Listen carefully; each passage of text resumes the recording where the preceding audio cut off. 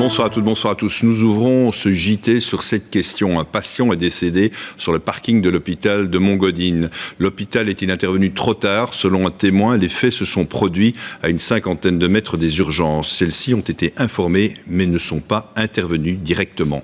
Louis Matagne, Olivia Grisard. De l'émotion et des larmes sur le visage de Bénédicte. Mardi, un homme s'effondre sous ses yeux. La scène se déroule sur le parking de l'hôpital à quelques mètres à peine des urgences. Elle appelle le 112, appelle à l'aide et interpelle des membres du personnel de l'hôpital. J'ai piqué un sprint jusque-là, enfin un sprint comme je peux. Et là-bas, on m'a dit oui, on a eu le coup de fil, on arrive. Et j'ai encore répété, je ne sens pas le pouls, il ne respire pas, il faut venir, c'est urgent. Et elle m'a dit oui, on arrive. Mais j'ai recouru dans l'autre sens, persuadée qu'on allait me suivre. Et rien, personne ne me suivait. Une ambulance au départ d'Ivoire finit par arriver 11 minutes après l'appel selon le 112, mais trop tard pour sauver l'homme. Pour Bénédicte, c'est aberrant. Il y a plus d'une centaine de personnes qui sont formées, diplômées, qui savent faire un massage cardiaque, qui ont tout le matériel nécessaire pour sauver ou pour aider les gens.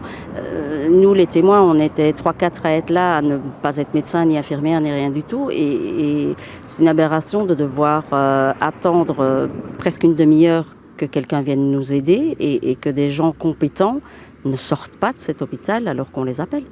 Malgré plusieurs sollicitations, l'hôpital n'est pas intervenu et invoque la procédure. En cas d'urgence, à l'extérieur du bâtiment, c'est le 112 qui doit être appelé.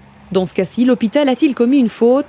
Cette avocate évoque la non-assistance à personne en danger. Si vous voyez quelqu'un qui est soumis à un péril grave ou si on vous informe qu'une personne est en danger et que vous pouvez intervenir sans mettre votre vie en danger, vous devez intervenir. La question peut se poser en effet de l'abstention coupable ou à minima peut-être quand même d'une responsabilité non pas pénale, mais d'une responsabilité civile, c'est-à-dire d'un comportement fautif.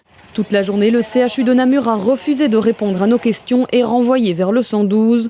Ce soir, l'hôpital nous fait savoir qu'un membre du personnel présent sur place n'était pas en capacité de réanimer l'homme.